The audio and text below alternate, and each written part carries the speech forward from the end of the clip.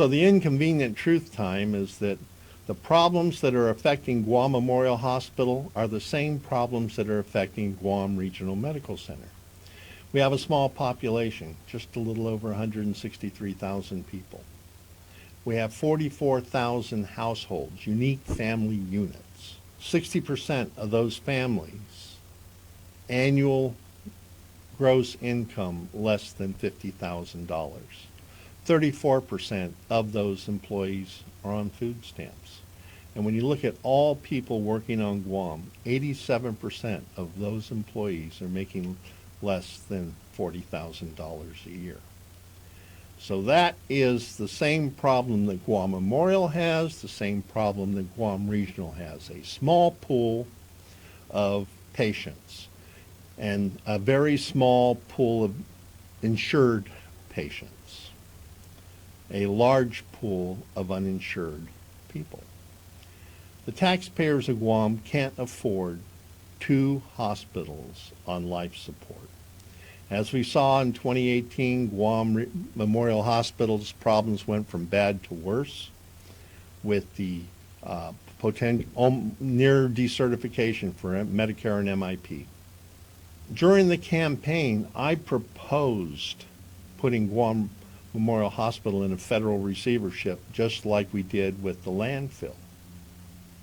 Because when we look at the history of government of Guam, the only changes, meaningful changes that had taken place in the way government of Guam operated in the power, water, mental health, education, corrections, and solid waste came after federal receivership was imposed. Guam Memorial Hospital is a $150 million business. It's losing $30 million a year. It has written off $140 million over the past couple of years. It is badly managed. That is the number one problem with Guam Memorial Hospital. Candidate Lou Leon Guerrero came out strong against receivership, saying receivership is not a solution. She proposed putting in strong leadership. She was going to put together a strong leadership team. What we're looking at is the second problem faced by Guam Memorial Hospital. It's a staffing problem, starting at the top. Now, according to the American Hospital Association performance benchmarks, a hospital Guam Memorial size at 158 beds should have somewhere between 600 and 650 employees. We have nearly 1,000. And I was surprised when I looked at the staffing report preparing for this video to learn that we have 2 CEOs. We have Peter John Camacho, who is now an administrative assistant at Guam Memorial Hospital, but he's still making the same salary he did when he was the executive manager of Guam Memorial Hospital. So now we have Lillian Perez Posadas, and I don't know her, never met her. All I know about her is what I read in the newspaper. And what I read in the newspaper, she's a former nurse who's spent 11 years managing benefits at United Airlines. That doesn't say strong leadership team to me, because now we have joint executive managers, one who nearly lost CMS certification and one who has never managed a healthcare institution, as far as I can determine. We're paying $513,380.92 for these 2 people. For $500,000, I would have imagined we could have gotten someone that the campaigning Governor Leon Guerrero said she was going to get, someone with experience and a reputation. Maybe somebody like Art Usajima, who prior to taking the helm at Queens Medical Center had 14 years progressively increasing hospital administration experience after 7 years of managing medical facilities for the U.S. Air Force. Queens Medical Center is paying him $585,000.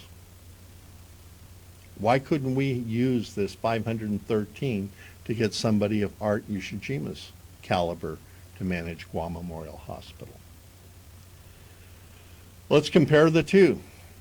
Guam Memorial Hospital has a revenue stream of $150 million. It has 158 beds. We have 38 doctors on staff and 416 nurses. And our CEOs together combined are drawing $513,000 in change. Queens Medical Center has $2.9 billion in revenues. It has 583 beds. They have 1,100 doctors on staff. They have 1,160 nurses on staff. And the CEO's base salary there is $585,000. For $513,000 that we're paying here on Guam, why couldn't we get somebody of Art Ushijima's caliber? Leadership's a problem, staffing's a problem. We have a third problem at Guam Memorial Hospital.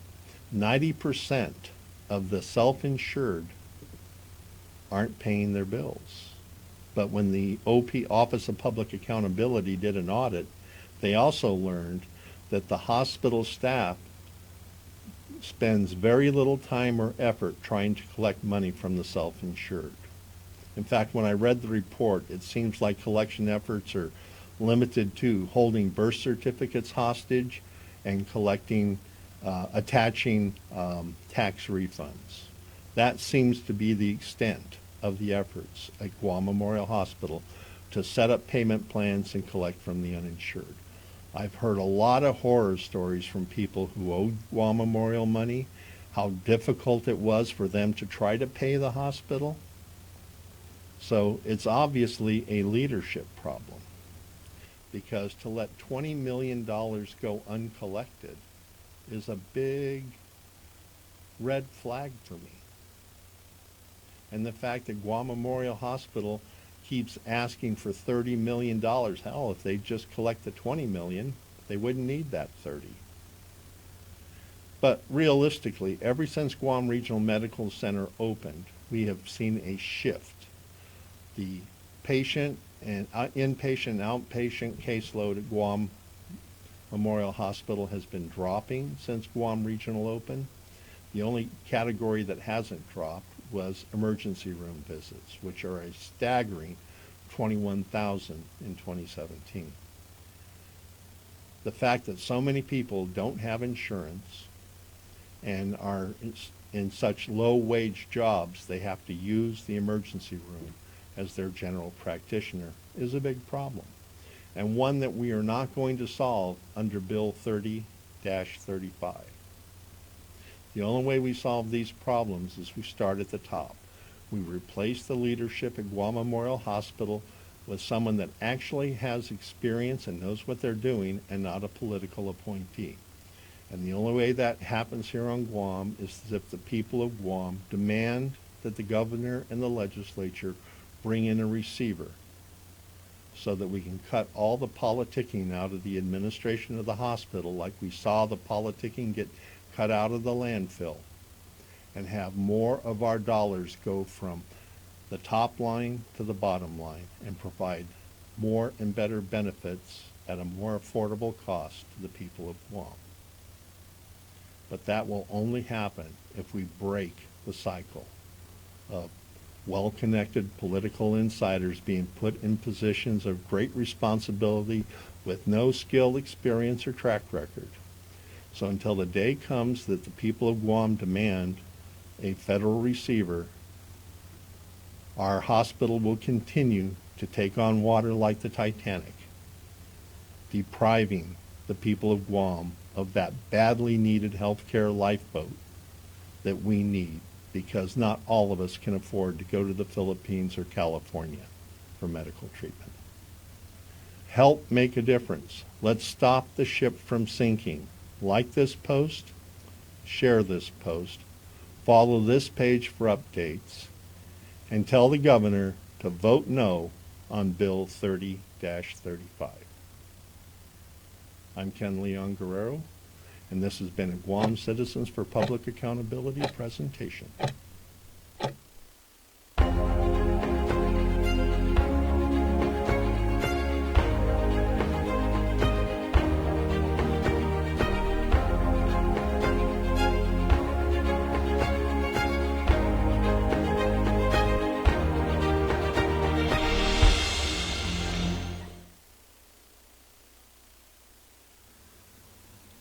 Good afternoon, everybody. It's 12 o'clock. I'm Ken Leon Guerrero. It's Monday, 8/8. And after that rousing intro, I have to say that that was a flashback to a video I did in 2019, shortly after then candidate Lou Leon Guerrero became Governor Leon Guerrero. And right off the bat, she started breaking all the promises she made to us on the campaign, starting with one of the most important topics for many people like you and me, and that was what she was going to do different than Governor Calvo to make sure that the only public hospital on this island was well run. And based on her statements at the on the campaign trail, I thought she was going to put somebody competent in charge, but we ended up with Lillian Posadas. Nothing against her personally, didn't know her from Adam. And so I sent a FOIA to the board of directors at the Guam Memorial Hospital Authority asking for the documents related to the executive search that had to have been done. Because the way the governor was talking on the campaign trail, she was going to do an exhaustive and extensive search to make sure that she had the best and the brightest in leadership positions at Guam Memorial Hospital. So I did a FOIA to get that, and oddly enough, they told me that no such documents exist. So how could the governor not have any documents related to an executive search looking for the best qualified person? I mean, let's listen to clip one and listen to what she has to say here. Considering the success, why do you not want GMH to go into receivership, considering the success the landfill receivership had for the people of Guam? Oh, interesting question. So, if the landfill, which was a bit of a disaster, went into receivership and now seems to be working to at least better, or was a benefit for people of Guam, which you could argue, why don't we just allow GMH to go into federal receivership and see if it can't be fixed that way? I think it's the Lou and Josh team. I don't think we should put the GMH into receivership. I think we have a lot of talented experts here in our island to provide the management leadership and to provide the governance that we need to move forward our GMH. We can fix our GMH. Putting it in receivership leaves it out of control. You'll have the federal government tell you what to do. You'll have the federal government tell you who to service and who to provide health care to. I don't think that's right for our people of Guam. We need to make sure we control our healthcare system. We need to make sure that we put talented people in there. We need to make sure that the billing system, collections, and all that's there so GMH can have a sustainable source of finance and revenue. So putting it under receivership, I don't think is the answer, because we do have talented people here that can take care of our hospital, can provide efficiencies, can provide the operational services, and can provide the specialists that we have. We need to continue on being able to control our healthcare system.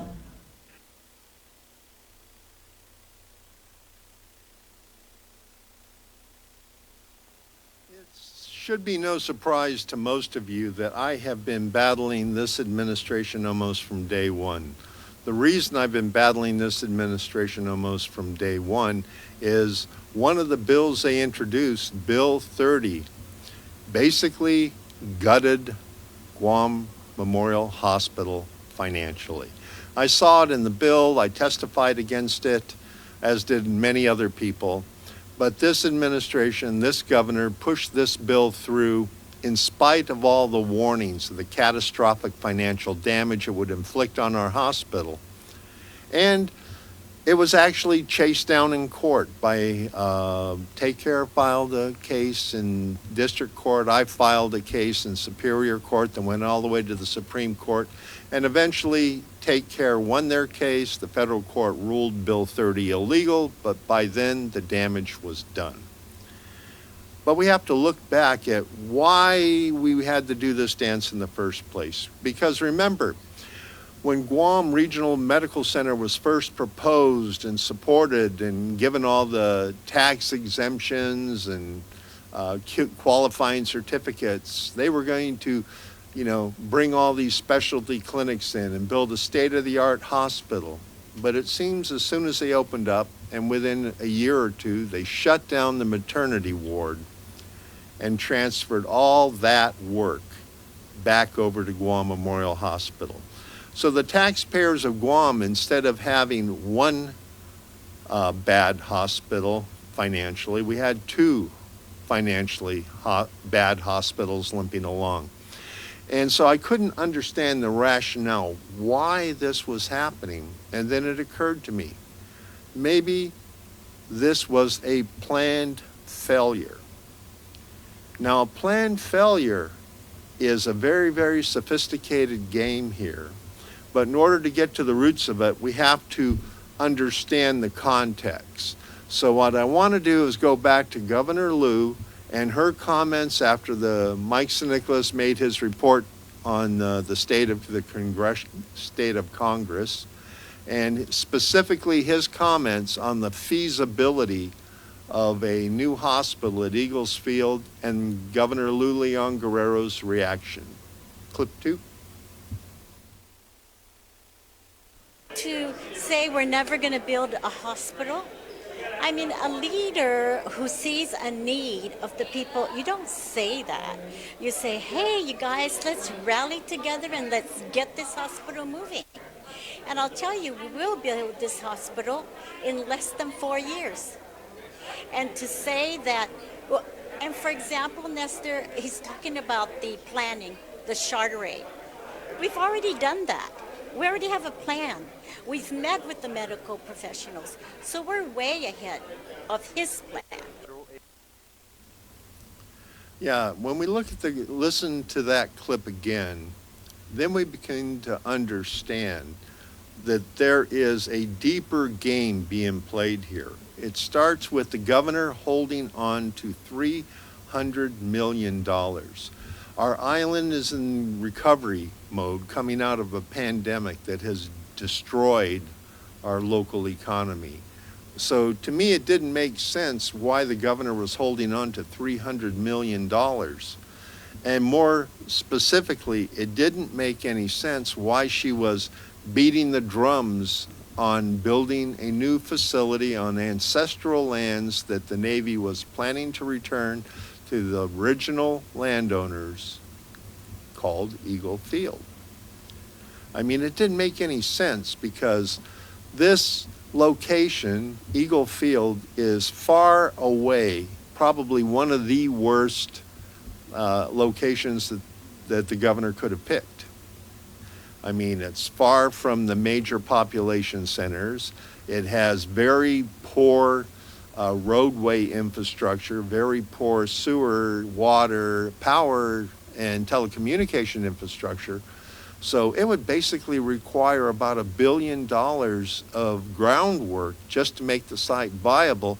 Plus it was going to tick off all the people who owned that land. So it didn't make any sense, especially when you consider that from the moment the plans are approved, which would be 2 to 4 years from now, we're looking at 5 to 10 years to dig the first shovel of dirt. And I'm basing that on the fact that Simon Sanchez has been in place since 2010, and they are just now getting around to actually designing the final facility. So since none of this made any sense, I had to ask myself, what is the real reason behind this dog and pony show? I mean, why would the governor be pushing so hard for a location that didn't make any sense, using money that was not used for this purpose? The American Rescue Plan was to rescue us Americans.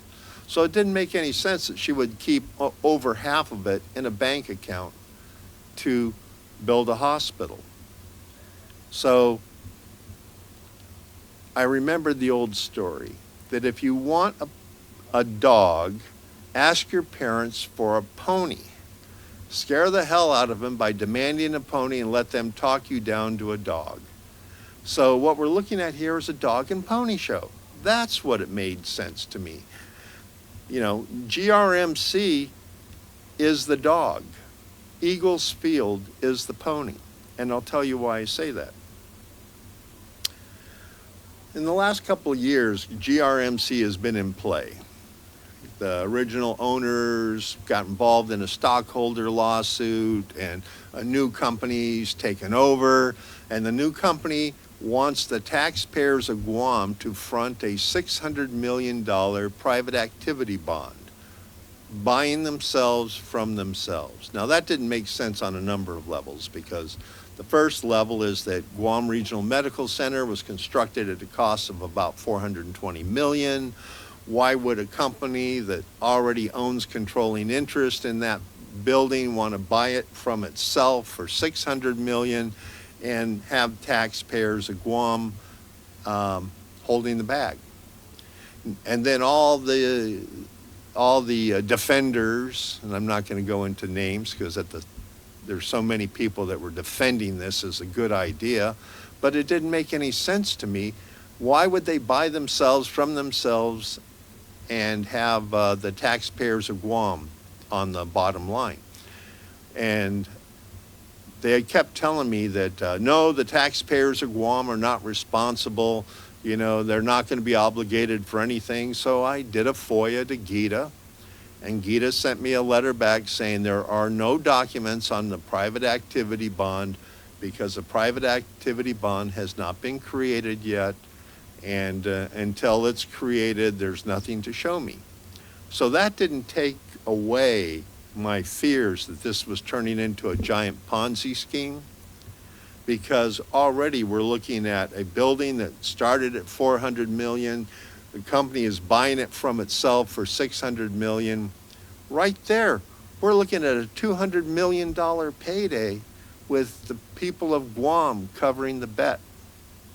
That sounded way too much like Lejeune landfill, where the receiver went in and condemned a piece of property that was probably bought for pennies on the dollar, and you know, they got $3.5 million for a piece of land that the original investors did not pay anywhere near $3.5 million. And then the investors turned around and sued government of Guam. Not the receiver, not the federal government. They sued solid waste and got another $35 million out of the taxpayers of Guam. So now this whole Guam Regional Eagles Field Dog and Pony show is beginning to smell like Lejeune. And that's not a good smell. And then, you know, remember when Guam YTK was in play. Here was a company that didn't do anything, never made any lease payments, and suddenly taxpayers were on the hook for nearly $15 million. I remember when I was having a conversation with Senator Tom Atta, who at the time was in charge of infrastructure, and he was telling me the government of Guam and the people of Guam were going to have to pay. There was no way we could not pay Guam YTK the money they wanted. And he told me the same thing about the waste energy plant. I mean, here was a project that had lost every single court battle, and then they filed a lawsuit suing government of Guam for failure to give them a new contract after the Supreme Court of Guam voided the existing contract as being illegal. And they wanted $20 million in damages because government of Guam would not give them a new illegal contract. You see, and that game is still in play. There are way too many politicians circulating around right now that want to play that game. But let's go back to Guam Regional, Eagles Field, Guam Memorial Hospital. And let's start with W. Edward Stemming. One of my mentors and inspirations when I got into the economics field. And he was famous for saying, "In God we trust, everyone else must use data." Now, I already know that there are no private activity bonds issued yet. And then after the governor made that statement about a plan already created and ready to be implemented and will be completed within 4 years, I sent Lillian Posadas, Freedom of Information Act, requesting that information. I mean, you know, I'm a stakeholder. I've been very involved in government of Guam and very involved in Guam Memorial Hospital for the past 10 or 15 years. They know me. They know that anything like this I'm going to be involved in, but I never got an invitation to any of the meetings, never saw any of the presentations, so I asked for them. And Lillian Posadas, through her legal counsel, informed me that no such meetings took place, no such documents exist. Well, I also sent a Freedom of Information Act to Ed Byrne over Department of Administration, because if something was done under the administration because of the land and everything, then maybe it was there. Well, he sent me a letter back saying none of the documents I requested exist. Now, this was really confusing.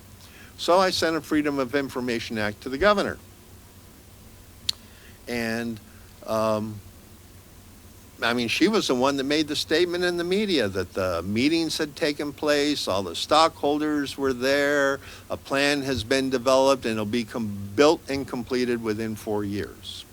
So, you know, unfortunately, I had to send a Freedom of Information Act.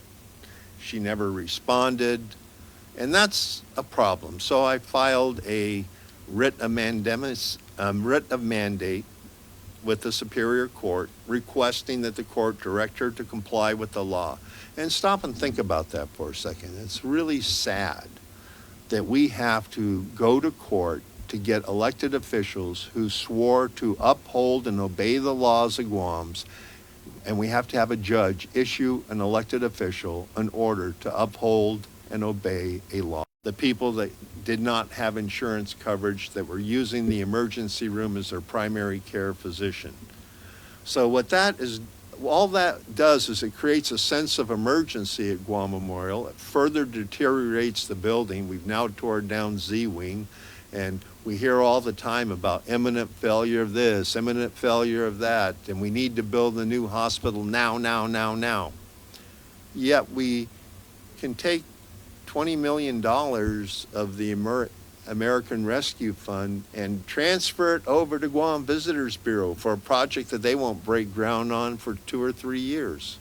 Instead of using that $20 million to renovate labor and delivery, to replace the elevators, and to fix the leaks in the roof of the existing facility. That makes more sense. But that's what this governor does not want to do, because she wants that sense of emergency to continue so that she can, oh, I forgot. Government of Guam has no track record for coming in on budget. So that $20 million project at Tumon will be $50 million by the time it's done. Going back to the dog and pony show, remember, Guam Memorial Hospital, if it collapses and we need a new facility right away, where could we find a hospital that's available in a good location, already has the roadway and infrastructure in place, and matches the existing Guam hospital in size and beds? Hey, and it's for sale too. So maybe what we're going to do is use that $300 million as a down payment, and here's where the dog and pony show comes in. Remember, we were looking at $2 billion to $2.5 billion for a Guam Memorial out on Eagles Field 10 to 15 years from now. But if we take that $300 million, use it as a down payment on Guam Regional Medical Center, we've got a hospital that's already built and operating. We've got it in a good location, right close to right in the middle of the 3 largest population clusters on the island, right on good roadways. It already has adequate water, power, sewer. So remember what I said about Eagles Field and a new hospital being the pony and GRMC being the puppy. So that's where we are right now. I believe, and remember, it's my point of view, I believe that this is reminiscent to me of the Guam Resource Recovery Partner Waste Energy Project, the Guam YTK project, and the, guys, there's so many of them. The Lejean landfill projects. This has the same routine starting to become apparent.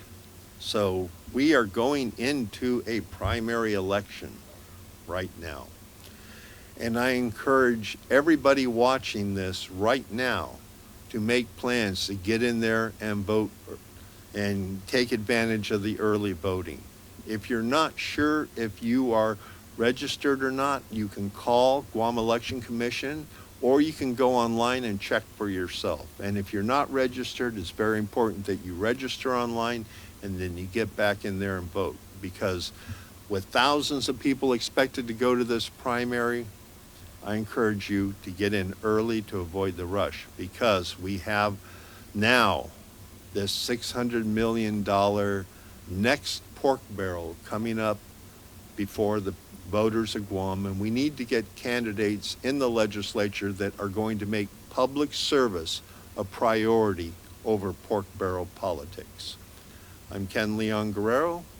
This is my point of view, and I look forward to answering any and all of your questions. So if you have any questions about this, you can send an email to me, or you can call my cell phone and leave a message or a text.